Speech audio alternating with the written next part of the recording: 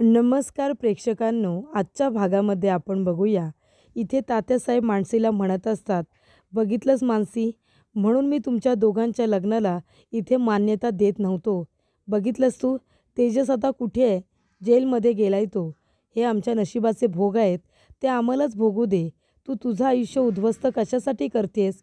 तेव्हा तू आता इथे राहू नकोस. या बंधनामध्ये तू अडकून राहू नकोस. तू तुझ्या घरी जा. हे बघा ताई, आम्हाला माफ करा. तुम्ही तुमच्या मुलीला घेऊन जा. तुमची मुलगी खरंच खूप गुणी आहे. पण माझ्या मुलाकडून तुम्ही कुठलीही अपेक्षा ठेवू नका. आमच्या घराला लागलेला जणू काय हा श्रापच आहे. आमच्या घरातला कलह बघताय ना तुम्ही. त्याच्यामुळे तुम्ही तुमच्या मुलीला घेऊन आता घरी जा. तू इथे राहू नकोस मानसी. इथे राहून तू तुझं आयुष्य उद्ध्वस्त करू नकोस. माझ्या मुलाबरोबर तू लग्न केलेस, पण तुझा संसार सुखाचा नाही होणार. तू बघितलंस ना, तेजस पुन्हा एकदा जेलमध्ये गेलाय. तेव्हा इकडे मानसी म्हणते, पण हे बघा तात्या, मी त्यांना सोडून जाणार नाही आहे. कितीही कठीण प्रसंग आला तरीसुद्धा मी खंबीरपणे त्यांच्या पाठीशी उभीच राहणार आहे ना. हे बघा काका, मी हे घर सोडून कुठेही जाणार नाही. अहो, मी लग्न केले त्यांच्याजवळ आणि मी त्यांना सोडून निघून जाऊ का? तेव्हा तात्या म्हणत असतात, मानसी अगं, पण लग्न करून काय मिळवलंस तू? साधी इथे एक नोकरी मिळाली होती, ती त्याला टिकवता आलेली नाही आहे. मग तू त्याच्याबरोबर एवढा मोठा संसार कसा काय करणार आहेस? हे बघ, तू शिकलेली आहेस, एवढी चांगली सोज्वळ सुंदर मुलगी आहेस. तुला कुणीही दुसरा चांगला लाईफ पार्टनर मिळेल, जो तुला सुखी ठेवेल, तुला आनंदी ठेवेल. तेव्हा गायत्री म्हणत असते की तात्यासाहेब एकदम बरोबर बोलतायत मानसी. अगं, कशाला उगाच या बंधनामध्ये अडकलीस तू? सांग ना, तेजस काय साथ देणार आहे गं तुझी? तू बघतेस ना, या घरामध्ये आल्यापासून तेजसचं वागणं कसं आहे ते. अगं, तो कधीच एका जागेवरती स्थिर राहू शकत नाही आणि प्रामाणिकपणे नोकरी तर तो मुळीच करू शकत नाही, मला माहिती आहे. तेव्हा ह्या बंधनामध्ये इथे अडकून राहण्यापेक्षा जा ना, तू तुझा मार्ग शोध आणि आनंदाने राहा, सुखी राहा. तेव्हा इकडे गायत्री तिचं मंगळसूत्र हातामध्ये धरते आणि म्हणते, मानसी, या मंगळसूत्राला काही अर्थ आहे का गं? हे खोटं बंधन आहे ज्याच्यामध्ये तू स्वतःला अडकवून ठेवलेस. अगं, जा, मोकळे हो या सगळ्यातून. आणि ती तिचं मंगळसूत्र खेचून घेत असते. तेव्हा मानसी तिचा हात पकडते आणि म्हणते, मॅम, माझ्या मंगळसूत्राला कुणीही हात लावलेला मला चालणार नाही आहे. हे बघा, हे मंगळसूत्र माझ्या वडिलांनी खूपच विश्वासाने राष्ट्रहितांच्या हातामध्ये दिलं होतं आणि त्याच अधिकाराने हे मंगळसूत्र त्यांनी माझ्या गळ्यात घातले. तेव्हा कुणीही प्लीज या मंगळसूत्राला हात लावू नका, कारण हे तुमच्यासाठी काही महत्त्वाचं नसेल, पण माझ्यासाठी खूपच जास्त महत्त्वाचं आहे आणि ते कुणीही माझ्या गळ्यातून काढू शकत नाही, कुणीही त्याला हात लावू शकत नाही. हे बघा मॅडम, मी राष्ट्रहितांना निर्दोष सिद्ध करणार आहे आणि जर मी असं नाही करू शकले तर मी स्वतः हे मंगळसूत्र काढून तुमच्या हातामध्ये देईन.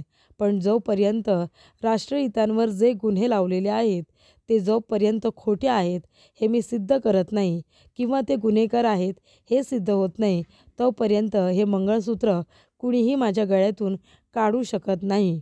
कळलं तुम्हाला?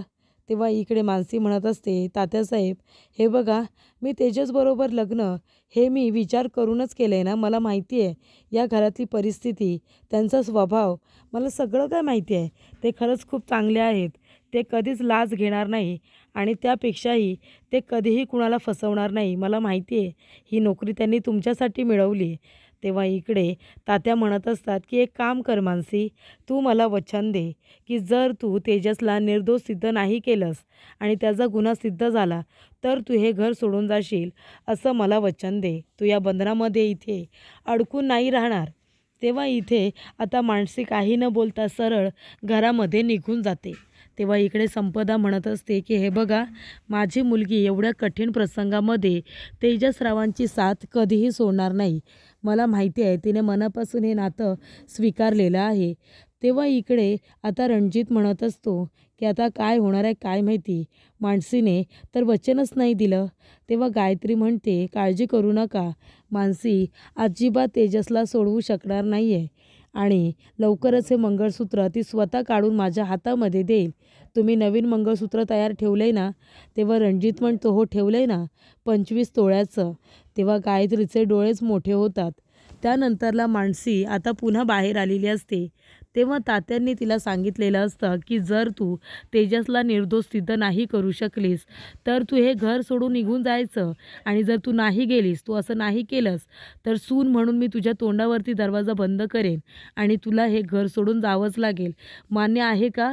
तेव्हा मानसी येते आणि म्हणत असते की हे बघा काका, मी तेजसला पूर्णपणे ओळखते. त्यांनी खरंच काही नाही केलं आहे. माझ्या नवऱ्यावरती पूर्ण विश्वास आहे. त्यांना निर्दोष सिद्ध करण्यासाठी मी पूर्ण प्रयत्न करेन आणि मी त्यांना निर्दोष सिद्ध करेन.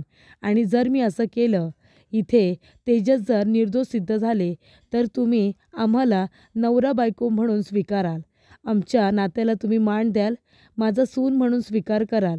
आणि आता तुम्ही मला वचन द्या की जर मी तेजसला निर्दोष सिद्ध केलं तर तुम्ही हे माझं सगळं बोलणं मान्य कराल म्हणून. तेव्हा इकडे आता मानसी म्हणत असते आणि जर मी असं नाही केलं ना तर काका, मी स्वतः हे घर सोडून निघून जाईन. मी पुन्हा या घरामध्ये परत कधीच येणार नाही. जर तुम्हाला मान्य असेल तर तुम्ही मला वचन द्या. तेव्हा इकडे आता मानसी जे काही बोललेले असते ते काकांना पटलेलं असतं. ते आपला हात पुढे करतात आणि मानसीने आता हातामध्ये अक्षता आणलेले असतात, तांदूळ आणलेले असतात आणि ती म्हणत असते की जर मी तेजसला पुन्हा घरी घेऊन आले ना तर हे बघा काका, ह्या अक्षता आहेत, ह्या तुम्ही स्वतः आमच्या डोक्यावरती टाकायच्या आणि आम्हाला आशीर्वाद द्यायचा. आमचं हे नातं तुम्ही मान्य करायचं, आमच्या लग्नाला तुम्ही परवानगी द्यायची आणि त्याचबरोबर माझा सून म्हणून स्वीकार करायचा. असं सगळंच असं मानसी बोललेली असते. तेव्हा ती तात्यांच्या हातामध्ये अक्षता देते आणि म्हणते, तात्या, तुम्हाला मान्य आहे का ते सांगा, मग मी सुद्धा तुम्हाला वचन देते. तेव्हा इकडे ती वचन देते, जर मी जे काही बोलली आहे ते मी नाही करू शकले, जर मी तेजसला नाही सोडू शकले तर मी स्वतः हे घर सोडून निघून जाईन.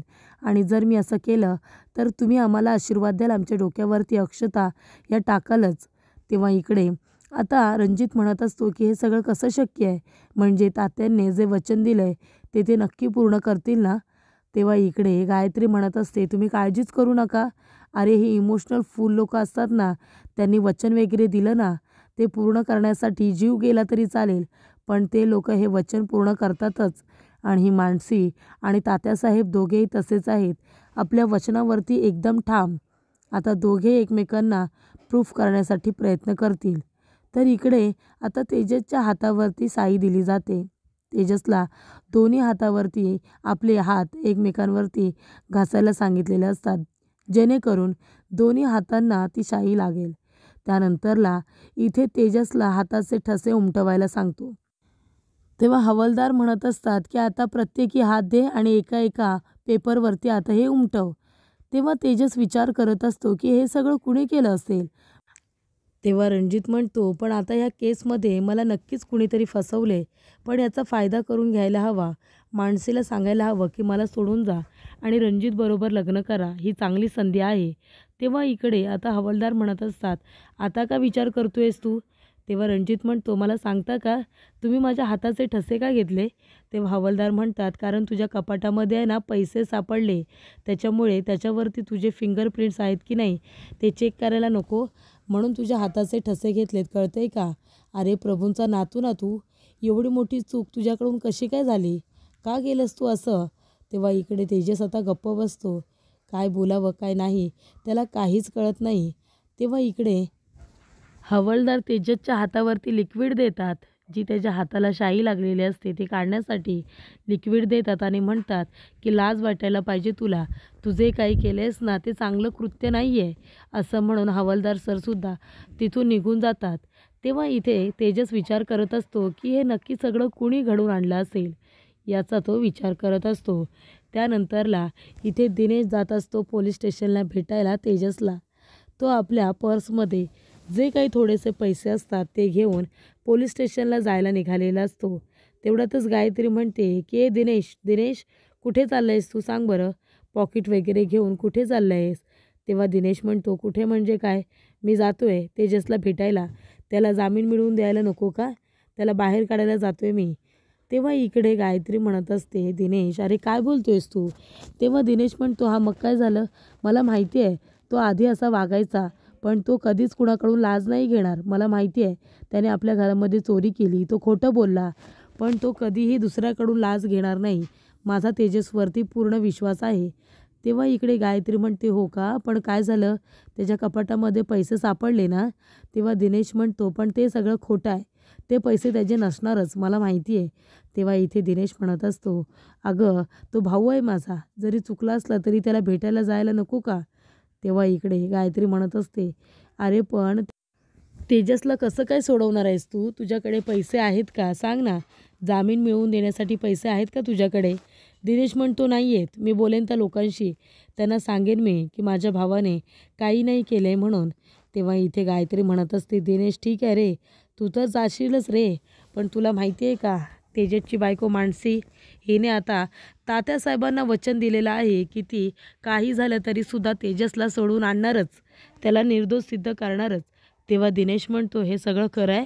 म्हणजे मानसीने खरंच वचन दिले तात्यांना? तेव्हा गायत्री म्हणते, हो ना. अरे आता बायकोनेच वचन दिलं आहे, मग आपली तिथे सगळ्यांची आता काय गरज? आपण बघूया ना. ती गायत्री म्हणते की मानसी कसं तेजसला बाहेर काढते ना, आता आपण तेच बघूया. तर इकडे गायत्रीला आता मुद्दामून इथे मानसीला नडायचं असतं. त्यानंतरला तेजस भिंतींवरती ओरखडे काढत असतो. तो म्हणत असतो की घर ऑफिस, घर ऑफिस. ऑफिसमध्ये पेपर बदलला जाऊ शकतो, कोणीतरी हे कारस्थान केलंच असेल, पण कपाटामध्ये पैसे कसे काय सापडले असतील याचा विचार तेजस आता करत असतो. त्यानंतरला इन्स्पेक्टर साहेब तिथे येतात आणि ते म्हणत असतात की तेजस प्रभू, ये बाहेर ये, तुला कुणीतरी भेटायला आले. तेव्हा तेजस म्हणतो, मला कोण आला असेल भेटायला? तेव्हा तेजस बाहेर येऊन आता उभा राहिलेला असतो, कारण त्याला सांगितलेलं असतं इथेच उभा राहा म्हणून. त्याच्यानंतरला तेजस विचारत असतो की मला ह्या वेळेला आता कोण भेटायला आलं असेल? तर दुसरं तिसरं कुणी नसून इथे मानसी तेजसला भेटायला आलेली असते. मानसी म्हणत असते की राष्ट्रहित, आणि ती धावत पळत आता तेजसकडे येते आणि तेजसला मिठी मारते. त्याला मिठी मारून ती खूप जास्त रडत असते. खरं तर मानसीला अशा अवस्थेमध्ये बघून तेजससुद्धा खूप जास्त इमोशनल झालेला असतो, पण तरीसुद्धा त्याला काही करून मानसीला अजून वीक करायचं नसतं. म्हणून इकडे जरी मानसी त्याला पकडून रडत असली तरीसुद्धा तेजस तिला काही रिॲक्ट होत नाही. तेव्हा इकडे आता मानसी म्हणत असते, राष्ट्रहित कसे आहात तुम्ही सांगा ना? तेव्हा तेजस म्हणतो, अहो मी कसा असणार, मी आताच तर आलो आहे ना मगाशी, आणि लगेच तुम्ही मला भेटायला आलात, मग काय एवढा बदल होणार आहे माझ्यात? तेव्हा मानसी म्हणत असते, गप्प बसा तुम्ही, हे बघा तुम्ही काही केलेलं नाही आहे, मला माहिती आहे, माझा पूर्णपणे विश्वास आहे तुमच्यावरती. तेव्हा इकडे आता तेजसच्या जीवातसुद्धा जीव येतो. तेव्हा इकडे तेजस म्हणत असतो की मला असं वाटतं या सगळ्यातून मी नाही वाचू शकणार आहे, हे माझ्या नशिबाचे भोग आहेत जे मला भोगायला लागत आहेत. तेव्हा इकडे मानसी म्हणत असते, हे बघा प्लीज असं काही बोलू नका, आणि आता संध्याकाळची वेळ झाली, त्यामुळे असे अभद्र शब्द तोंडातून अजिबात तुम्ही काढू नका. तुम्ही काही नाही केले, मला माहिती आहे राष्ट्रहित, माझा विश्वास आहे तुमच्यावरती, तुम्ही काहीही केलेलं नाही आहे. तेव्हा इथे आता रणजितसुद्धा आलेला असतो आणि त्याच्याबरोबर त्याचे वकीलसुद्धा असतात, पण ते वकील काही कामाचे नसतात. तेजसची केस फक्त हरण्यासाठी घेणार असतात. त्याच्यानंतरला मानसी म्हणत असते की राष्ट्रहित, माझ्या सांगण्यावरून तुम्ही सरकारी परीक्षा दिलीत ना? माझ्या सांगण्यावरून इथे तुम्ही सरकारी नोकरीसुद्धा करत होता. मला माहिती आहे तुम्ही कधीही मला निराश नाही करणार. तुम्ही माझ्यासाठी कधीच कुणाकडून लाज नाही घेणार. जे काही असेल ते आपल्या दोघांचं हक्काचं आणि कष्टाचं असेल. आपल्याला कुणाचंही लुबाडलेलं नको आहे, असं मानसी म्हणत असते. तेव्हा इथे रणजित म्हणत असतो की माझासुद्धा तुमच्यावरती विश्वास आहे राष्ट्रहित. तुम्ही अजिबात चुकीचं पाऊल उचलणारच नाही. तुम्ही लाच घेतलेली नाही आहे, मला माहिती आहे, आणि घरातले सगळेजण तुमच्याबरोबर आहेत, सगळेजण. हे बघा तुमचे मित्र पण इथे आलेत. तेव्हा रणजित म्हणत असतो, काय तेजसराव कसे आहेत तुम्ही? आणि हे बघा माझाही तुमच्यावरती पूर्ण विश्वास आहे. तुम्ही पण आहे ना लाज वगैरे अजिबात घेणार नाही. मला माहिती आहे ना तुम्हाला याच्यामध्ये कुणीतरी फसवलं असेल. तेव्हा इथे वकील आलेले असतात आणि ते म्हणत असतात की तुम्हाला आहे ना कुणीच काही करू शकणार नाही आहे. तुम्ही जर लाच घेतलेली नाही आहे, काही गुन्हा केलेला नाही आहे, तर तुम्हाला शिक्षा का होईल? तेव्हा तेजस म्हणत असतो, पण तुम्ही मला कसं काय बाहेर काढणार? पैसे माझ्या कपाटात सापडलेत ना, एवढा मोठा पुरावा आहे, मग तुम्ही मला या सगळ्यातून कसे काय बाहेर काढणार ते मला सांगा. तेव्हा इकडे मानसी म्हणत असते, राजश्री तुम्ही गप्प बसा ना. मला माहिती आहे, माझा विश्वास आहे तुमच्यावरती. तुम्ही असं काहीही चुकीचं करणार नाही जेणेकरून इथे काकांची मान खाली जाईल. मला माहिती आहे तुम्ही काय नाही केले, तुम्हाला फसवले गेले या सगळ्यामध्ये. तर पुढील भागामध्ये आपण बघूया, इथे तेजस आता बसलेला असतो तेव्हा माणसेने तेजसचा हात आपल्या हातामध्ये पकडलेला असतो आणि ती म्हणत असते की खरं खरं सांगा जे काही घडले ते. तेव्हा इकडे आता तेजसचा हात आणि त्याच्यावरती माणसेने आपला हात ठेवलेला असतो. तर इथे रणजित लगेच आपले दोन्ही हात त्या दोघांच्या हातावरती ठेवतो आणि मानसीचा हात घट्ट पकडतो.